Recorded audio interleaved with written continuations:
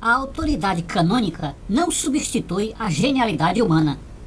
O ministro religioso, por mais canônico e ordenado que seja, não recebeu a mesma iluminação do gênio. Sequer teve sua genética favorecida por estranhas coincidências.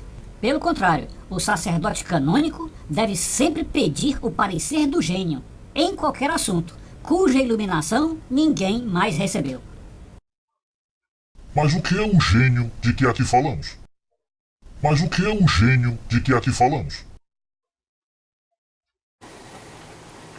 Prezados amigos e inscritos do canal, nós estamos aqui para conversar com vocês, quase que dando continuidade àquele vídeo sobre o drama de Deus, o dilema de Deus, que o link está na descrição para vocês saberem a que nós nos referimos. Mas observem bem essa dificuldade que tem que o próprio Deus sentiu, né, sobre esse dilema, o que deixar no mundo?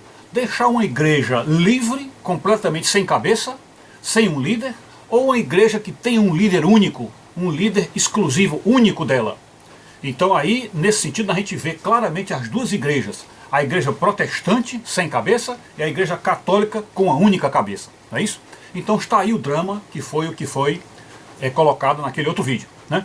E Deus não destruiu as duas igrejas. Deus deixou as duas igrejas, deu oportunidade, oportunizou para que as duas existissem, e aí com isso ele evita de um lado e do outro os dramas de cada um, né? O drama da igreja protestante é deixar o rebanho completamente sem cabeça, e daí qualquer um interpreta como quer, e fica aí, se cria 1000 igrejas, 1000 divisões, e praticamente ninguém chega a um consenso, né? E aí o drama da igreja católica é que, enquanto a cabeça estiver pensando legal, enquanto o líder estiver pensando legal, aí o rebanho tem um norte, tem um rumo correto para ir. Porém, quando este líder cai completamente do pecado, e às vezes até se entrega a Satanás, aí então o que será deste pobre rebanho? O que será destas ovelhas? Porque uma ovelha que foi acostumada desde cedo, pelo seu próprio catecismo, a entender que existe um líder e que a palavra dele é que é a palavra infalível, não é?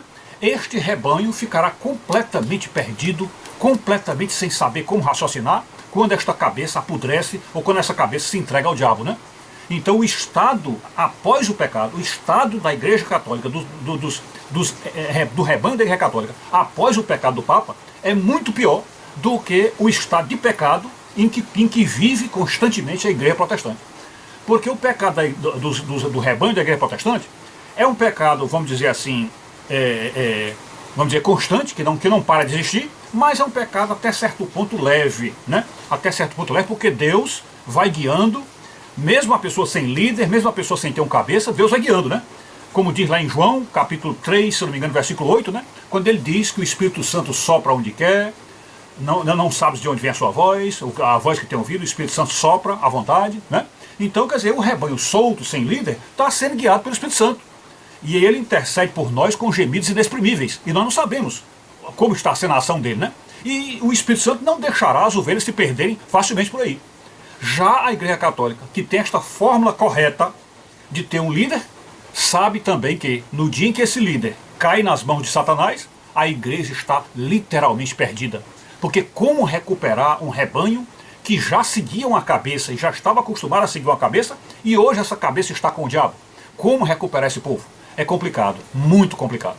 Então isso foi o resumo do vídeo anterior que nós deixamos o link aí para vocês. Mas neste vídeo agora, o que nós vamos ressaltar com vocês é o seguinte: o que nós queremos com este vídeo é nos lembrarmos que este problema da eleição de um líder, esse problema de ter um líder único, um único cabeça para a igreja, ele tem essa vantagem, né, de se a cabeça for correta, está todo mundo seguindo uma cabeça só, tem essa vantagem, mas para que haja este único líder, e principalmente se for um líder, como eles pensam, sendo infalível, um líder infalível, isso aí corre-se um risco gravíssimo, gravíssimo, porque se a cabeça não funcionar direito, esse líder passa a ser um tirano, né? Porque se ele tem todo o poder, Se ele, como se diz, manda no céu e na terra, porque o que ele ligar aqui é ligado no céu, o que ele desligar aqui é desligado no céu, ele tem as chaves do reino, então ele se torna um tirano, ou seja, é um déspota,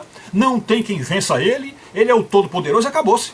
Não é isso? Não é à toa que o anticristo quer realmente ficar no trono de São Pedro como líder da Igreja Católica. Não é à toa que acontece isso. Pois bem, mas então, para poder chegar à conclusão de que deve haver um líder único, a Igreja exacerbou este versículo que fala de que tudo que ligar na terra será ligado no céu e tudo que desligar na terra será desligado no céu. A Igreja exacerbou esse versículo de tal maneira que deixou toda a orientação espiritual da Igreja a cargo de um só homem. A cargo de um só homem. E isto aí vai ferir um princípio fundamental de Deus, um princípio fundamental da criação. Não é? Porque São Paulo, quando ele explica lá como Deus dividiu toda a obra, fez a divisão de todos os ministérios, dividiu a igreja, aquela questão dos membros, porque a mão não é mais importante do que o olho não é mais importante do que a cabeça não é mais importante que o pé. Então quando Paulo mostrou que todos na igreja tinham um mesmo valor perante Deus, o que é que ficou em evidência? É quando São Paulo diz que ele mesmo, Deus, fez uns para obreiros, outros para curandeiros, outros para mestres, outros para doutores, outros para evangelistas, e por aí vai, né? Então, Deus distribuiu os dons e fez com que cada um tivesse sua função, né? Então, o que são os doutores, ou o que são os mestres? Aí que nós abrimos essa hipótese aí de estudarmos o assunto, sabendo o quê? Que Deus dá talentos, Deus aprimora os dons, Deus dá qualidades especiais para o desempenho da missão. E a maioria dessas qualidades vem de berço, vem do nascimento, né? Então, quando nós dizemos assim, que nós não podemos desprezar o talento, porque nada substitui o talento, quando nós dizemos isso, é porque a igreja precisa contar com esses talentos.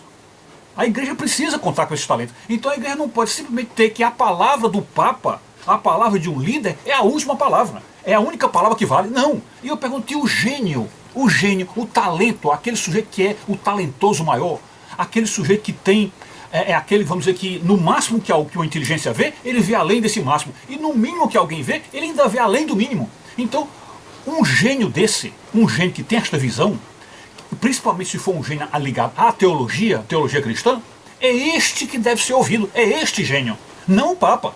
O Papa não é necessariamente um gênio, pelo contrário, a maioria deles são apenas políticos que sobem ali naquele poder para governar um rebanho. São pastoralmente e estão na função certa.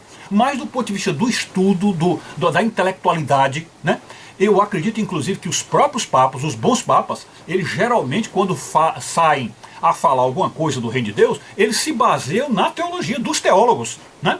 É consultando os teólogos. Então lá no meio dos teólogos católicos, teólogos protestantes, existe um talento especial, existe alguém que enxergou além, e é este que tem que ter a palavra final naquele aspecto ali que está sendo, cujo interesse de divulgar está ali, né? Então é esse ponto aí. Nós vamos deixar aí para vocês o exemplo dos gênios que nós vamos dizer, conseguimos capturar, né, gênios possíveis dentro das várias áreas, e lembrando que a igreja também deve contar com esses talentos especiais, ou os gênios da fé, os gênios da teologia, e são estes aí que devem ter a palavra final, e não um sacerdote, um bispo ou um papa. Não é isso aí que caracteriza o homem que vai realmente dar o caminho certo e a iluminação para os cristãos. É isso. Fique com Deus, tudo de bom, saúde e paz.